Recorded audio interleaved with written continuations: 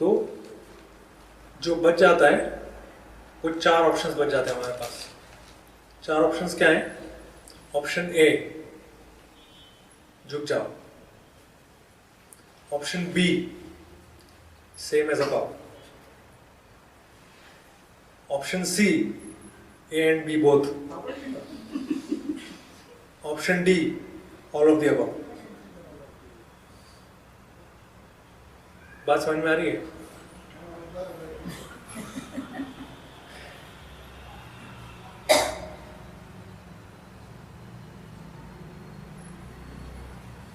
Knowledge जितना हम इकट्ठा करते हैं वो नॉलेज इकट्ठा हो जाता है यहाँ पे, सारा नॉलेज यहाँ पे इकट्ठा हो जाता है।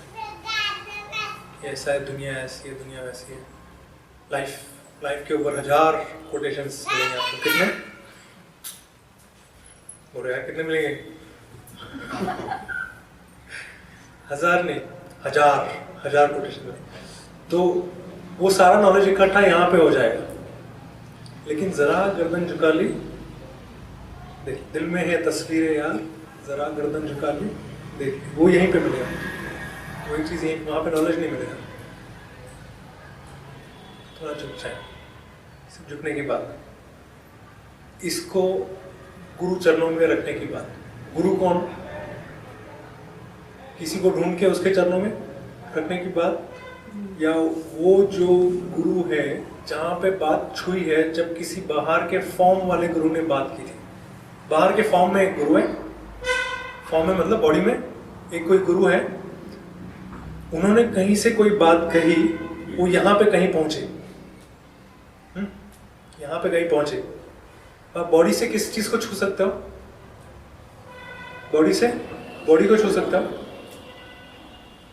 फिजिकल चीज से फिजिकल चीज को छू सकते हो। मन से बात करोगे तो बात कहाँ पहुंचेगी? माइंड से बात करोगे, माइंड में बात पहुंचेगी, सामने वाले का माइंड पकड़ेगा। जब गुरु कहीं और से बात कर रहा है और उसमें से कोई बात अगर हम तक पहुंची है तो कहां तक पहुंची होगी? कहां तक पहुंची होगी? जहां से गुरु बात कर रहे जो हमारे भीतर गुरु है वहीं पे पहुंचे होंगे। तो वो जो गुरु तत्व है हमारे भीतर, वहां पे गर्दन झुका ली, वहां पे सर को रख दिया, दैट्स मोर देन एनफ। और आप गुरु से पूछो, गुरु भी यही कहेंगे। गुरु नहीं कहेगा, कोई सच्चा गुरु नहीं कहेगा कि मेरा जो फॉर्म है इसकी पूजा करो। तुम जितना मेरी तरफ डिवोशन में रहोगे उतनी तुम्हारी सारी इच्छाएं पूरी हो जाएगी। ऐसा सच्चा गुरु कभी नहीं कहेगा, कभी नहीं कहेगा, क्योंकि फॉर्म गिरने वाला है। उसके बाद क्या? उसके बाद सारे शिष्यों के लिए तो वैक्यूम क्रिएट हो जाएगा ना। गुरु का जब फॉर्म, जब बॉडी गिर जाएगी, बॉडी की जब डेथ हो जाएगी, तो बॉडी गुरु है क्या? अगर बॉडी की डेथ होने वाली है, बॉडी गुरु है। अगर हम उसी तत्व की बात कर रहे हैं तो वो तत्व तो परमानेंट होना चाहिए कि नहीं? सर्वव्यापी, ओमनी प्रेजेंट, परमानेंट, ऐसा होना चाहिए कि नहीं? और अगर गुरु ने वहां से बात की और यहां कहीं पे पहुंची है तो यहां पे भी वो तत्व होना ही चाहिए जो ओमनी प्रेजेंट है। Yes no? तो जैसे ही कोई बात छुई गुरु की, वहां देख लिया कि कहां छुई है, फिजिकली नहीं, वो क्या है जो बॉडी के बियॉन्ड, जहां पे वो बात चल रही है, जहां पे वो वाइब्रेट हो रही है, बोलो, उसके प्रति गर्दन झुका ले। उसके प्रति जो बाकी चीजें जितनी दिखाई देती है, जहां पे आपको एक से ज्यादा दिखाई देते हैं, उन चीजों को समर्पण कर दिया, समर्पित कर दिया।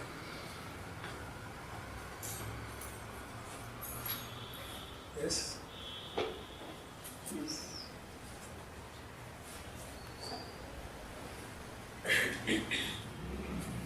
इसके बाद फिर डूबने के अलावा कुछ नहीं रह जाता। अगर वहां की आपको थोड़ी भी टेस्ट मिली है ना, तो ईमानदारी इसी में है कि उसके साथ डूबे रहो।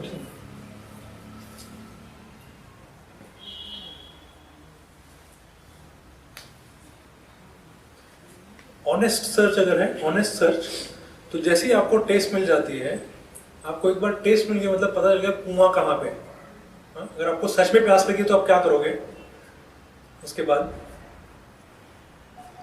कुएं के बारे में और 4 किताबें पढ़ोगे या सीधा कुएं के पास जाओगे? बोलो यार। कुएं के पास। तो अगर आपको टेस्ट मिली है और सच में ऑनेस्ट सर्च है, मतलब सच में प्यास लगी है, तो आप बार बार कुएं के पास जाते रहोगे, वहां पे कुएं के पास जाते रहोगे। और कभी वहां पे नहीं समझ में आ रहा, बहुत उलझने हैं, तो आप सत्संग में चले जाओगे, सत्संग में फिर से वहाँ की टेस्ट, लेकिन उसके साथ लगे रहोगे। ऐसे नहीं कि 2 घंटे सत्संग में चले गए, वहाँ पे हफ्ता दे दिया, हफ्ता संडे को जैसे कि भाई पैर पड़ रहा हूँ, हफ्ते भर अभी परेशान मत करना। तो भगवान के पास जाते हैं इसलिए मंदिर में, क्या इस हफ्ते का हो गया, अभी गिल्ट नहीं चाहिए। गिल्ट न होने के लिए मंदिर में चले गए और फिर हफ्ता भर अपना बिजनेस